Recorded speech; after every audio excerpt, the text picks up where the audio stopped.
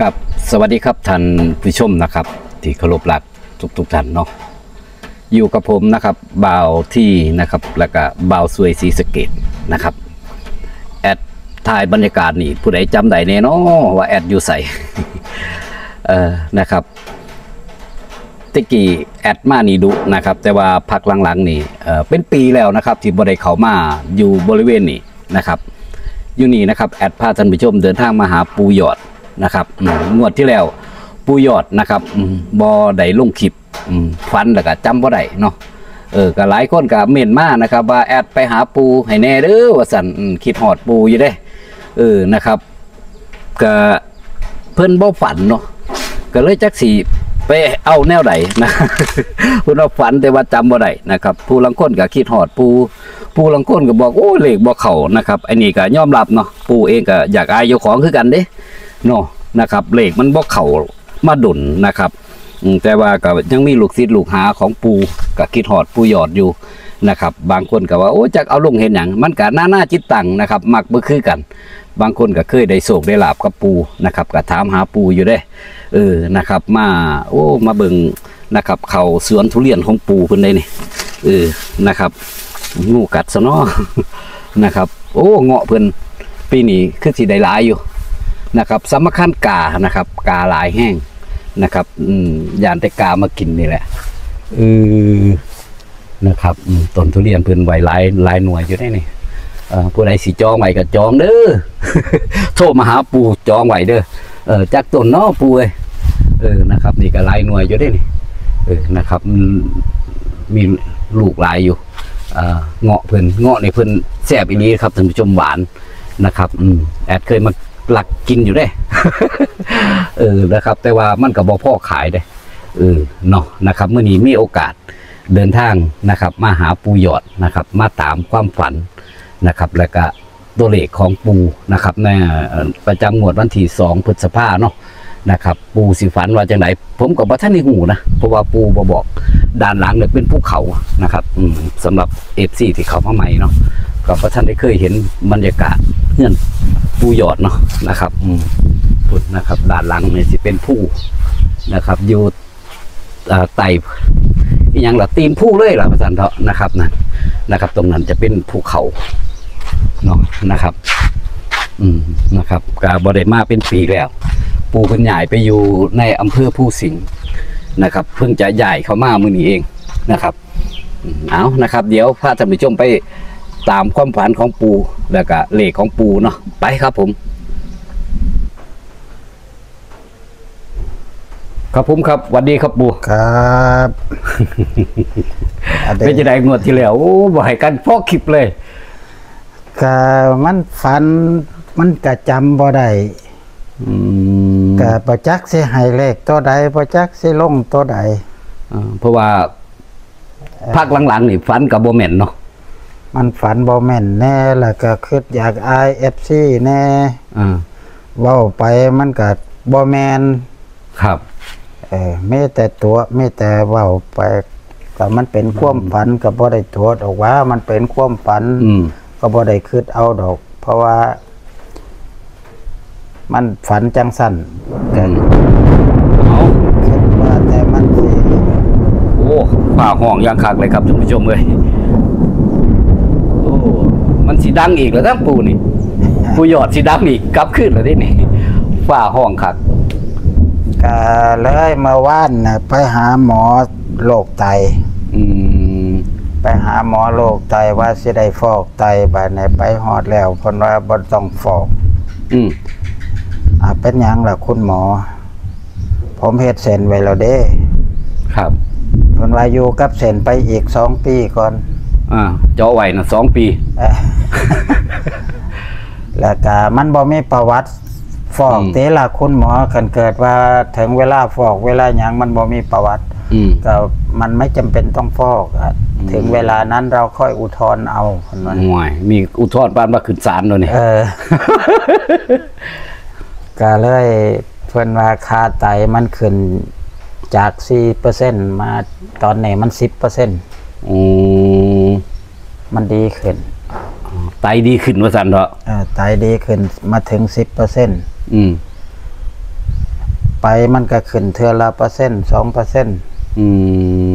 มาเมื่อวานเนี่ยละเที่ยวสุดท้ายล่าสุดเมื่อวานเนี่ยล่าสุดก็คือเมื่อวานเนี่ยเพิ่นว่ามันได้10%โอ้ก็อีก2 ปีค่อยมาใหม่นะโอ้เป็นเรื่องนับไป2 ปีเลยเป็นเรื่องที่น่ายินดีเนาะนะครับอยู่ๆซื่อๆบ่ได้รักษาหยังแม่นบ่ก็กินยาตามหมอเทื่อคิดพอก็กินคิดบ่พอก็บ่ได้กินถ้าลงนี่แล้วโลดครับก็แต่ยายก็เมื่อวานก่อนไปเฮ็ดเส้นเพราะว่าเส้นมันที่เพิ่นเฮ็ดฟอกไว้แต่ยายนี่ยังบ่ทันดีขึ้นตายเส้นตายก็เลยไปเจาะเฮ็ดใหม่เปลี่ยนใหม่บัดนี้ก็มาเป็นไข้เมื่อคืนนี่ก็เลยว่าเจ้าของดีขึ้นแล้วก็เลยกลับมาดูแลเพิ่นคืนแต่เก้มันต่างคนต่างป่วยก็แยกกันอยู่ครับมื้อนี้มือแรกได้กลับเข้ามาอยู่ในบ้านนี่เนาะกลับมาเมื่อเช้านี่แหละมานอนเมื่อคืนก็เลยเมื่อเช้าออกไปเอาของมาครับก็รถไถก็ให้น้องเอาไปให้เขาส่งต่ออันนี้ก็ไปเอากล้วยมาคืนปักคำแสนให้เพิ่นเลี้ยงบัดนี้เพิ่นก็ไม่หลานมาเลี้ยงแล้วเพิ่นก็เอารถไถต่อแล้วเบิ่งแล้วเพิ่นคือสิยากแห้งก็เลยไปเอากล้วยลบคืนบักคำแสนกับอีกคำเมินบักคำแสนนี่ขายบ่ได้เด้เนาะเพราะว่ามีคนไทยชีวิตเพิ่นไว้แล้วก็เลยเอามาคืนถือว่าเจ้าของพ่อเลี้ยงได้เป็นยังไงงวดวันที่2นี่พฤษภาคมนี่ก็ฝันเห็นพ่อปูคือพ่อของพ่อใหญ่ที่นี่ฝันเห็นทั้งพ่อปูและแม่ย่ากับพ่อใหญ่ที่ครับ3 แม่ลูกเพิ่น3 พ่อแม่ลูกเพิ่นเพิ่นมานี่ล่ะเพิ่นก็มานั่งอยู่นี่ล่ะอยู่ในเฮือนหลังนี่แหละเพิ่นมาฮอดเพิ่นก็นั่งยองๆทั้ง3 คนนั่นล่ะครับว่าเฮ้ยกูขอกินหมูโตนึงได้บ่ห่วยกินหลายแท้โอ้ยไปเอาหมูใสหมูขายเบิดแล้วขายให้อาวันหลานเจ้าเด้ขายให้ลูกเจ้าเด้ขายไปรักษาโตแล้วก็เอาน้ำมันตีล่ะพุ่นว่าซื้อน้ำมันสิเอาหยังล่ะซื้อคนบ่มีเงินครับบ้าพุ่นว่ารถซื้อเป็นแสนยังมีปัญญาซื้อหมูแค่นี้บ่มีปัญญาซื้อโอ้พระเจ้าก็เว้าไปเรื่อยๆอันซื้อรถนั่นข่อยจำนำหน้าได้นั่นยายจอยเพิ่นจำนำหน้าไว้ไปฟอกไตเพิ่นรถบ่พอใส่ว่าบ่มีรถพายายจอยไปโรงพยาบาลอีกก็รถไอเลี่ยมมันก็เขาก็ใส่ของเขาเนาะรถไอเขียวเขาก็ใส่ของเขาบ้านในรถเจ้าของที่ใส่โยมกับพังก็เหลือแต่6 ล้อมันก็โพดไปแล้ววะขับรถ6 ล้อไปฟอกไตว่าซั่นเนาะก็ตัดสินใจจำนำหน้า100,000ก็ซื้อรถ100,000กันเด้อก็ให้ค่อยได้สิล่ะค่อยจังสิให้กินตรงนี้คอแหลกเปลี่ยนเหรอวะบ้านในเพิ่นก็เว้าเป็นภาษาเขมรเนาะปวงกีทาเอ้ยเพิ่นว่าหยังไข่พนกเขาว่าอีหยังจังซี่นะไข่เขาเอิ้นว่าหยังไข่เขาเอิ้นว่าหยังก็คือภาษาเขมรว่าปวงกีทาเอ้ยปวงเอ้ยจ้ะปวงเตี้ยเพิ่นว่าไข่เป็ดไข่เป็ดโอ้ยน่าเด้งซ่าตัวปวงทาเอ้ยเพิ่นให้ไข่4 หน่วยแลกกับหมูตัวหนึ่งไข่4 หน่วยก็เลยว่าบ้ากันว่าไข่ไก่ก็สิเป็นเลข9คันว่าไข่เป็ดก็สิเป็นเลข8 4 หน่วยก็เลยว่า419 418เอ้า1ไม่ได้ใส่บ่ปู่ไข่สิบ่0บ่ไข่4 หน่วย ไข่มัน4ก็มันก็ เป็ดกับ8ซีกับโอเคซีแล้ว หน่วยก็1เด้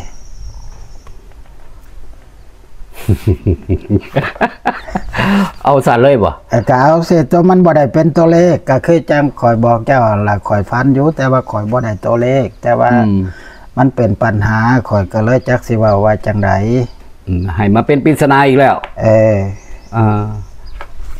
ถามเป็นภาษาเขมรอันผู้ถามเนี่ยแม่นผู้ใดบูพ่อของพ่อใหญ่ที่ถามว่าใครเนี่ยเขาอื่นว่าหยังเพราะว่าเพิ่นมาทั้งปูทั้งยามาขอกินหมูตัวนึงบาดในหมูมันก็เป็นเลข4เนาะหมูมันเป็นเลข4จังได๋จะว่าเลข4ก็นับเอาขามันบ่ซั่นดอก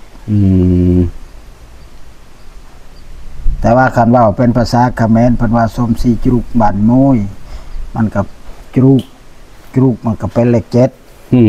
โอ้ยมันสิไปหนาแล้วเด้อซุนี่บาดนี้ก็เลยตัดเอา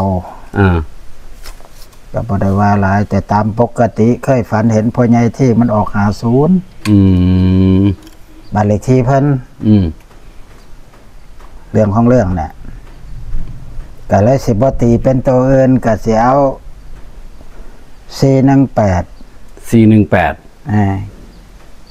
หรือว่า814นี่แหละสำคัญว่าความฝันของปูนี่อย่างผมกับปูมานั่งบอกกันจังสี่ลังเถื่อเฮาแบบคิดบ่พอคิดบ่ฮอดนะว่ามันสิเป็นเลขนั้นเลขนี้ก็อยากให้ผู้เบิ่งนี่ซอยแปะเอาน้ำแหน่เนาะเพิ่นมาน่ะ3คนก็มีปูมียามีพ่อใหญ่ที่ครับพ่อนั่นล่ะเพิ่นมา3คนเพิ่นก็มานั่งยองย่อแต่เพิ่นบ่ได้นั่งติดพื้นดอกเพิ่นยังยองย่อยังซักหัวเข่าทั้ง3นั่นล่ะครับ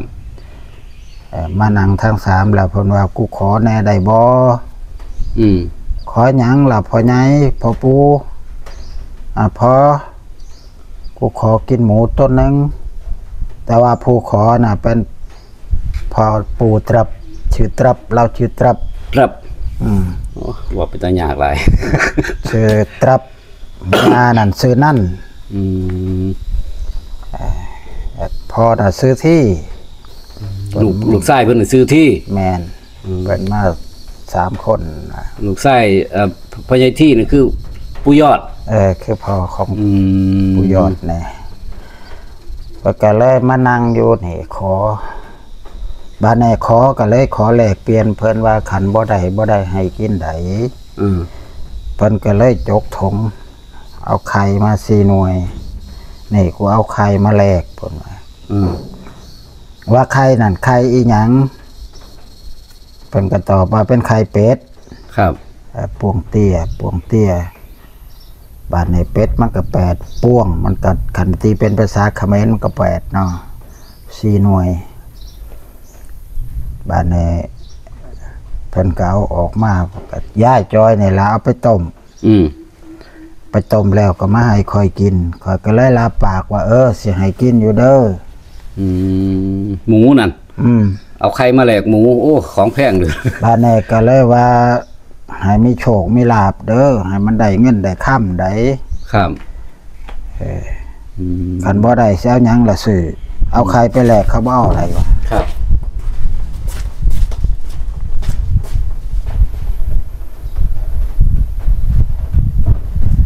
แต่บ่ก็ว่าสิบ่ออกนั่นละมันบ่ได้ตัวเลขชัดเจนก็เลยว่าบ่อยากออกก็แต่เบาที่เพิ่นก็ว่าโอ้ยบ่มีหม่องไปแล้วได้ปูโดนแล้วได้เพราะว่า FC หลายคนเพิ่นก็จมหาปูอ่ะแม่อันที่จริงข่อยก็ว่าข่อยสิดักอยู่ก่อนเพราะว่าข่อยบ่ทันได้สวดมนต์บ่ทันได้เมียนห้องเมียนของอีหยังแต่กำลังมามื้อนี้เนาะครับก็บ่แน่ดอกแรงนี่เมียนของแล้วอาจสิฝันดีอยู่เนาะปูเนาะก็บ่แน่ก็บ่ทันได้เมียนเนาะแล้วปูงวดนี้นี่ตามที่ปูแปลนี่ปูสิตีว่าจังได๋814 418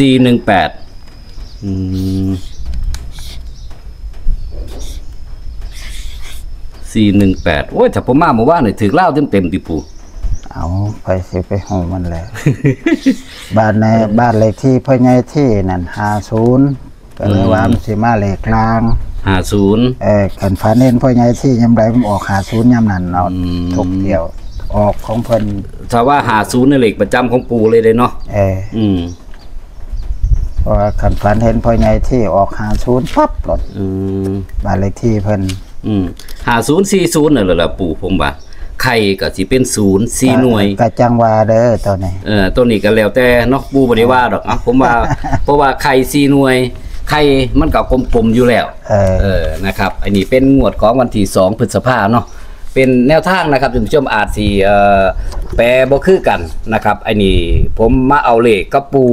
ก็ต้องให้ปู่เป็นคนว่านะครับว่าเลขงวดวันที่2พฤษภาคมนี่มันสิแม่นตัวใดนะครับซึ่งปู่เพิ่นก็ว่ามาแล้วเนาะนะครับว่า418หรือว่า814นะครับ3ตัว411848ท่านผู้ชมไปตัดเอานะครับในส่วนของ50กับ40นี่50นี่ปู่บอกว่าถ้า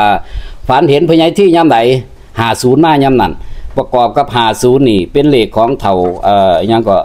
อดีตกำนันอะไรสมือไปเกิดแล้วละได้เฮือนหลังบักใหญ่นึงบ่มาเข้าฝันเลย เนาะนะครับก็มีหยังหอดลูกศิษย์ลูกหานะครับปู่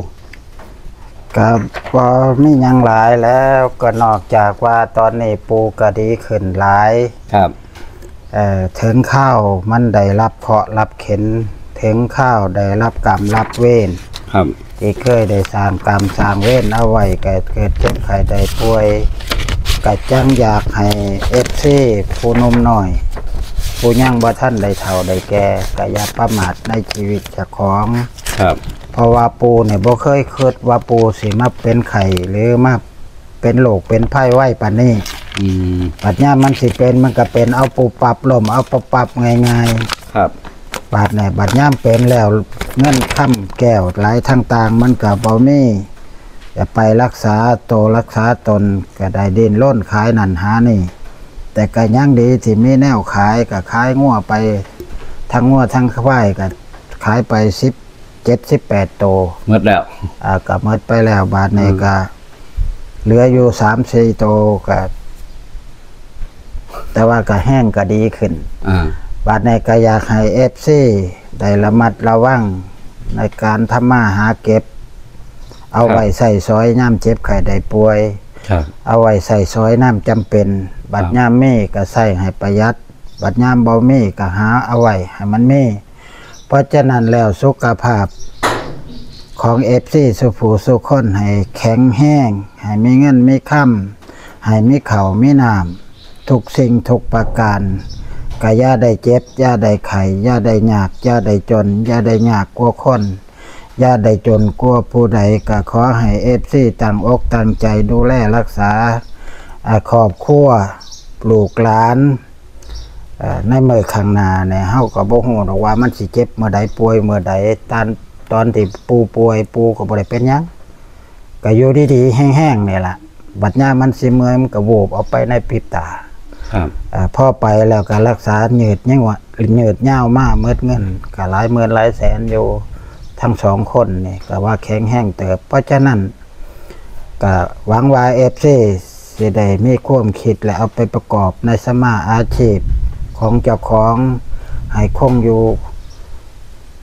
ตลอดไปให้ยั่งยืนให้อายุดีมีแห้งกำลังวางชาแขนขาอย่าอ่อนอย่าล่าอย่าเมื่อยอย่าเพียสุผู้สุคนเด้อสาธุครับผมขอบคุณครับปู่ครับผมขอบคุณครับ